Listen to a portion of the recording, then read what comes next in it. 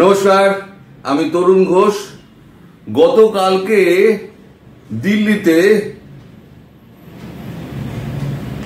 3 টিয়ার command নিয়ে যে বৈঠকটা ছিল, সেখানে যে সিদ্ধান্তটা হয়েছিল যে সেনা পাঠানো হবে সমস্ত বর্ডারগুলোতে, কি পরিস্থিতিতে সেনা পাঠানো হচ্ছে সেটা ব্যাখ্যা করার জন্য প্রধানমন্ত্রী মোদী জয়শঙ্করজিকে বলেছিলেন আপনি পার্লামেন্টে এই জিনিসটা একটু পার্লামেন্টারিয়ানদের ব্যাখ্যা করে দিন।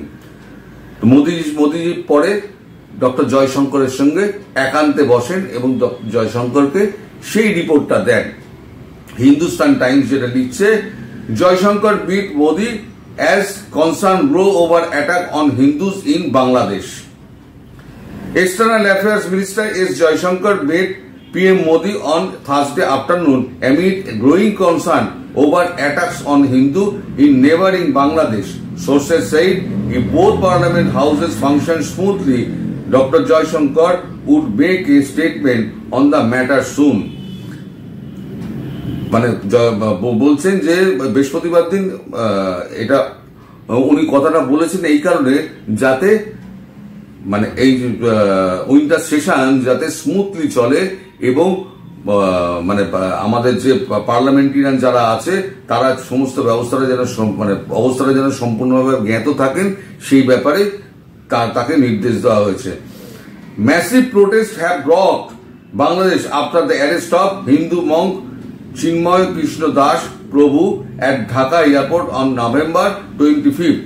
Saiful Islam Alif, a lawyer, was hacked to death and thousands of gathered outside a court in Chittagong demanding the release of an arrest of Hindu monk Chinmay Krishna Das Prabhu, who was later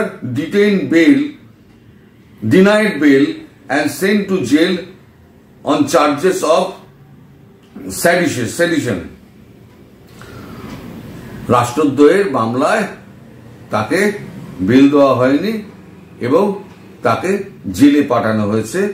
তাকে ছাড়ানোর জন্য যে mob ওখানে উপস্থিত হয়েছিল তাদের ওখানে একজন এই উকিল মারা গেছেন, তার নাম হচ্ছে সাইফুল ইসলাম আলিফ। সে দোষটাও হিন্দুদের উপরে চাপিয়ে দেওয়া হয়েছে। Prabhu was member of the International Society of Krishna Consciousness (ISKCON) and was recently expelled. যদিও হেড ইসকন অস্বীকার করছে, হেড ইসকন বলছে, বাংলাদেশের ইসকন কি বলেছে সেটা হেড ইসকন পাত্তা দিচ্ছে না। তারা বলছে চিন্ময় প্রভু আমাদের ইসকনের সদস্য ছিলেন, এখনো আছেন, সেটা কিন্তু ইসকন হেড অফিস বলছে। He was denied bail on Tuesday, leading to further protest by Hindu community who cited atrocities against them under the UNIS administration. UNIS administration এতে আন্ডারে তাদের উপরে যে আঘাত নেমে এসছে সেই ব্যাপারে তারা একদম মানে কি বলে বিদ্রোহ ঘোষণা করেছে। As the House proceeding resumed on day 4th of winter session of the Parliament, TMC chief and West Bengal Chief Minister Mamata Banerjee shout that center action on the issue, saying since this is a matter of another country, the central government should take relevant action on this. We are with them, central government on this issue.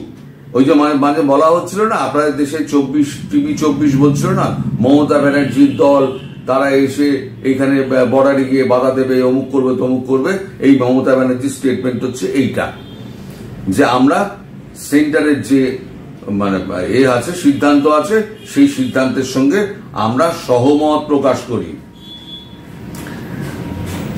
আপনাদের television এবং খবরের কাগজ তো সব UNESCO সুখী করার জন্য যা পারছে তাই লিখে যাচ্ছে, ভারতবর্ষের বিরুদ্ধে যা পাচ্ছে তাই লিখে যাচ্ছে। কই ভারতবর্ষের পতাকাকে যে মাটিতে পায়ে মিশিয়ে পতাকার উপরে দাঁড়িয়ে তারা যে ছবি তুলছে, কই একটা ছবি তো প্রকাশ হয় না। আমরা ইন্টারনেটে পাই, একটা ছবি তো প্রকাশ হয় না। তো যাই হোক, Congress MP Shashi Tharoor said it seems very grave and troubling. All Indians are concerned because this is a next door neighbor who well-being are our concern about. It is not only the foreign ministry who is keeping an eye on the situation, but all the concern of Indian citizens are worried about the reports that are coming in. যে সমস্ত খবরাখবর আসছে ওখান থেকে তাতে কিন্তু শুধু সরকার নয়, ভারতের জনগণও খুব উদ্বিগ্ন। এটা বলছে কি কংগ্রেসের এমপি শশী থারুর। এবার পার্লামেন্টে ডক্টর জয়শঙ্কর কালকে যে এটা বলেছেন, আজকে কাগজে অনলাইনে বেরিয়ে গেছে, সেটা আমি বলছি। বাংলাদেশের সংখ্যালঘুদের সুরক্ষা নিয়ে ভারতীয় পার্লামেন্টে যা বললেন এস জয়শঙ্কর।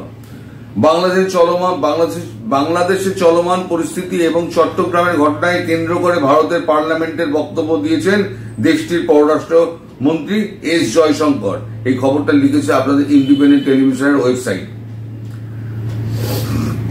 পার্লামেন্টে দাঁড়িয়ে তিনি বলেছেন, সংখ্যালঘুদের জীবন স্বাধীনতা রক্ষার দায়িত্ব বাংলাদেশ সরকারের।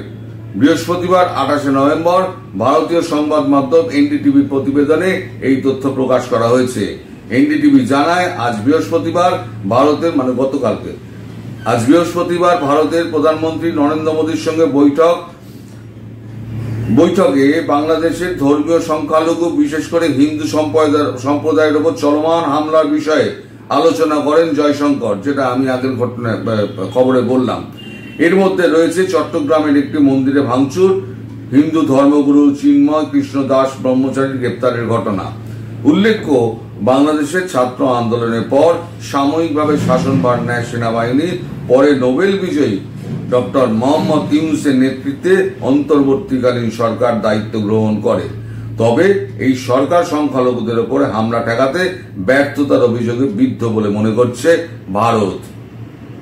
এই যে সারা বিশ্ব থেকে যে সমস্ত মেসেজগুলো এসে পৌঁছাচ্ছে না, এই সমস্ত মেসেজগুলো ভারতবর্ষের ওপরে কিন্তু ব্যবস্থা নেওয়ার পক্ষে, বাংলাদেশের ওপরে ব্যবস্থা নেওয়ার পক্ষে ভারতবর্ষকে আরো সুবিধাজনক জায়গায় নিয়ে যাচ্ছে। এবার আপনার সরকার তো বৈধ নয়, আপনি কোন ইউএনএতে গিয়ে, আপনি ইউনাইটেড নেশনে গিয়ে আপনি বলবেনটা কি?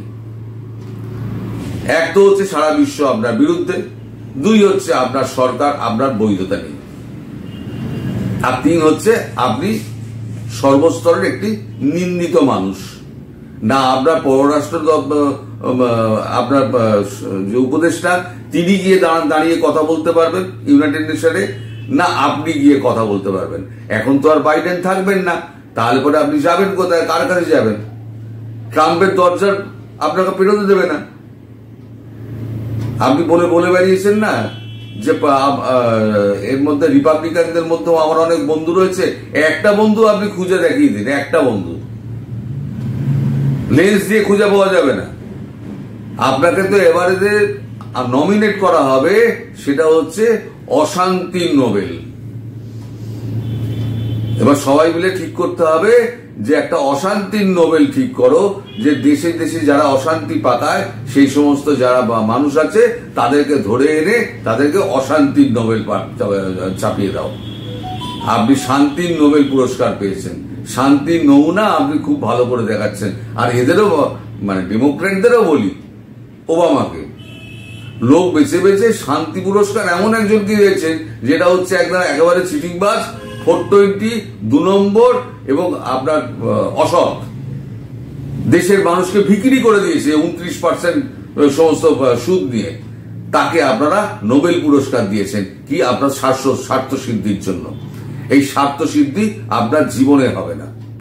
ট্রাম্প যেটা বলেছেন, ট্রাম্প যদি কাজে করে দেখাতে পারেন, মেক্সিকো বর্ডার যদি উনি বন্ধ করতে পারেন, উনি যদি যুদ্ধ বন্ধ করতে পারেন, উনি যদি অস্ত্র খোলা বিক্রি অস্ত্র বেচা বন্ধ করতে পারেন, এবং আপনার দেশে একেবারে হু করে এই যে ঢোকা, রাজনৈতিক আশ্রয় নিয়ে ঢোকা, সেটা যদি বন্ধ করতে পারেন, তাহলে ট্রাম্প হয়তো থাকবে না, কারণ তার 8 বছর কমপ্লিট হয়ে যাচ্ছে।